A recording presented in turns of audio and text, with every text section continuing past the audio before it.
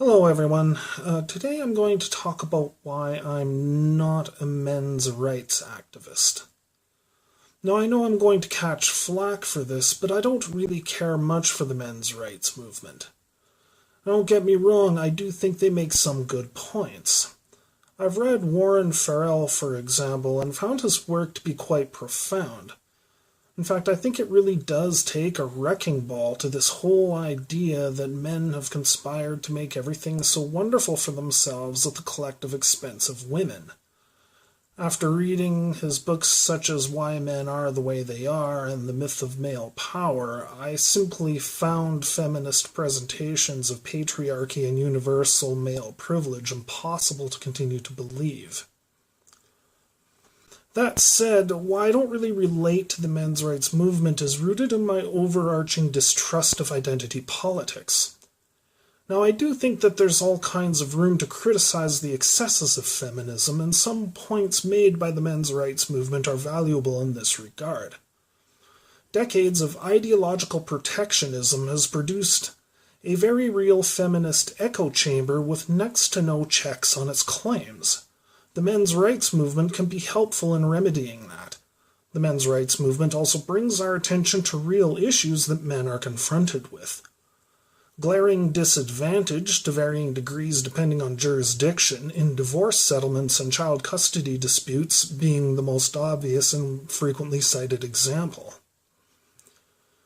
The feminist demonization of male heterosexuality, this presumption underlying much feminist theory that male sexual attraction towards women is somehow demeaning and objectifying of women is something else that needs to be challenged, and the present taboo against disagreeing with feminism desperately needs to be broken here. The men's rights movement can help in that regard as well. The equation of compliments and polite civil greetings on part of men towards women with harassment, objectification, or even oppression, commonly seen on social media, is a manifestation of this. If taken at all seriously, especially in any kind of public policy context, this kind of thinking could effectively close the door on prospects for male-female encounters of all but the most institutional kind. The ever-expanding definition of rape and the ever-narrowing definitions of consent and the increasingly onerous requirements for obtaining legal consent, an express verbal yes given for every touch, every kiss, or every caress, and even that may be nullified if there's any alcohol or any mental illness or any factor that could, in the slightest, call into question the strict legal capacity to give consent, constitute another manifestation of this. The end game here, I suspect, is to make legal intercourse, for all intents and purposes, all but impossible for men. Although most feminists profess to disagree in principle with the notion that all things boy meets girl are inherently sexist or oppressive, and may even trot out their own relationship as proof of this, the restrictions imposed on gender dynamics by these kinds of very popular demands made by very widely circulated and credible media outlets that represent the mainstream of liberal opinion on gender issues would make establishing even platonic, let alone erotic relationships between the sexes extremely difficult.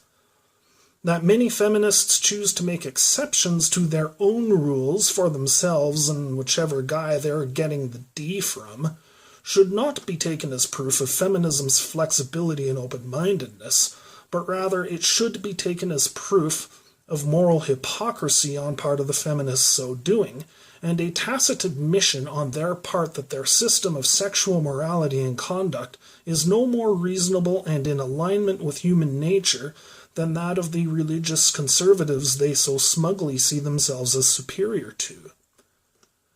Compound that with inundation of feminist perspectives continually casting heterosexual relationships in so consistently negative a light, as being about nothing other than unequal distribution of domestic labor, unequal pay, riven with male insecurity and unreasonable male behaviors, contrasted to the relief that women are expected to seek in the experience of all female spaces, as characterized by universally poor male sexual performance and an expectation of female preference for marital celibacy, dildos, lesbianism, asexuality, promiscuity, anything other than relational intimacy, all hermetically sealed by a propensity to yell fragile male ego at any dissension from any of the above on part of men, as if this kind of petty, stupid, weaponized rejection is something that we should just sit back and relish.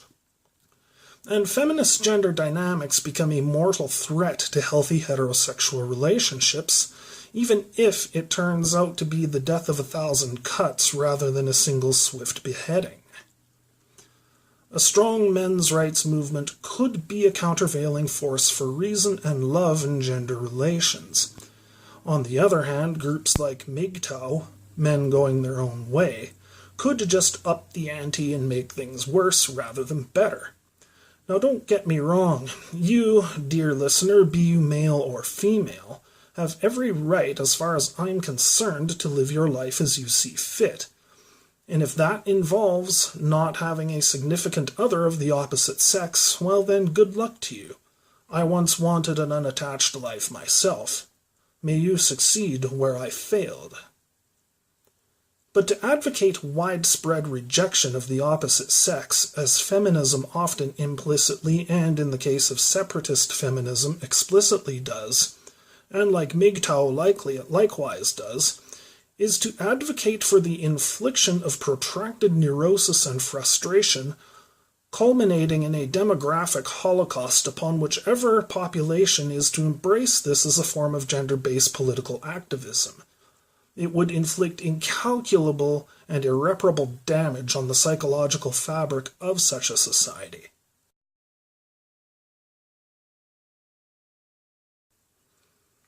But even a less strident form of male activism than MGTOW could end up becoming a gender-flipped version of the worst aspects of feminism. I've noticed that in every debate I've ever read between feminists and MRAs, though flame war is probably a better description of it in just about every case, since debate implies a reasoned exchange of views, and that's most definitely not what happens. The exchange always boils down to each side saying to the other, "You're just ugly and you can't get laid," with cats and mothers' basements figuring into this somehow. Inevitably, one side resigns in frustration over the strident unreasonableness of the other, and both remain more convinced than ever that the opposite sex is hopelessly screwed up. There's not much of a future in this. Taken to their logical conclusions, demands upon heterosexual relationships would end up more closely resembling Sharia law than they would anything previous generations of liberal feminists have struggled and fought for. Wait a minute. Perhaps this explains Linda Sarsour. Of course, feminism in its more reasonable forms is still needed to protect and safeguard the rights of women. Life is certainly not all wine and roses for all women at all times, and men are not always blameless. This is especially true in communities where, for religious or cultural reasons that I won't specify here for fear of being accused of hate speech, women still very much are second-class citizens. This is what I find both astounding and disturbing about what looks like an alliance of feminists and Islamists, particularly in opposition to the Trump presidency. Okay, so I will name communities. While I don't condone the more boorish things that Trump has said about women, you can't compare the danger posed to women by macho locker room bluster with the danger posed to women by Sharia law. Given the dour attitudes that both feminists and Islamists appear to have towards free and fun expression of happiness and attraction between the sexes, however, I can see the kinship the two might have with one another, though from where I sit it promises to be a stormy relationship. What I worry about regarding the MRM, though, is its own potential to become a kind of rank gender partisanship. That male good, female bad thinking could and does easily arise from it. For example, there's nothing about believing in equal treatment of men and women in family courts that should preclude equal treatment of men and women in other forums. Salary negotiations, for example, where it is claimed, rightly or wrongly, that women are discriminated against. There is nothing about saying that women face some real gender-related issues or that men do have the advantage in some circumstances. That precludes admitting that men also face real issues and that women do not have the advantage in other circumstances. That there seems to be a pervasive unwillingness to accept this tells me a lot of people on both sides of the gender divide are joining tribes, and that concern for equality is merely a pretense. The attitude encountered very frequently is my side, right or wrong. A good test to put this to is to ask yourself whether you would be equally outraged if the issue that you are suggesting your gender deals with were to also happen to someone of the opposite sex. If one of the exceptions to the rule occurred and it was a woman who was screwed out of access to her children, her income, or her assets in a divorce settlement, would an MRA be as upset about it as he would be if it happened to a man? If a man was drugged and had sexual acts performed on him without his consent, would a feminist be as upset about it as she would be if it happened to a woman? If the answer is not yes, then I suggest that the greater concern lies with the capacity to weaponize issues and grievances for use in a battle of the sexes, and that the issues themselves and the fairness or lack thereof they speak to is more of a facade than a genuine concern. Because that, in its own way, is exactly what happened to feminism. What began as being just about equality, or just about the same treatment of women as for men, has become a blinding and fanatical form of gender partisanship. Motivated by dogmatic adherence to feminism, whole cohorts of young women, and some male sympathizers, have circled the wagons and harnessed collective groupthink to hermetically seal themselves away from any kind of criticism or dissent. Driven by a sense of universal and historical mission, these women regard themselves as quite entitled to ceaselessly make unilateral demands on men with no countervailing concessions, to tar all men with collective responsibility and guilt by association for the very real crimes and misdeeds of some men, and to effectively kill any prospect for intimacy and trust between the sexes by making militant confrontation the permanent and universal norm for gender relations. Backed by unilateral and unquestioning academic and media support, and an arsenal of canned responses and copy-pasta with which to respond to naysayers, the impact that this has had on gender dynamics is nothing short of devastating.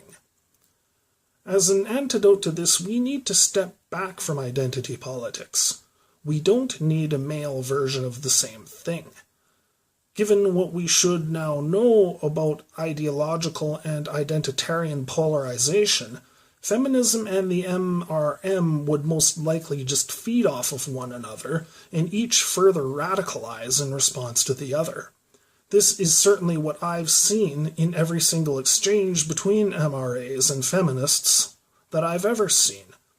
If that process becomes normalized, it could well mean the death of heterosexual love in its entirety.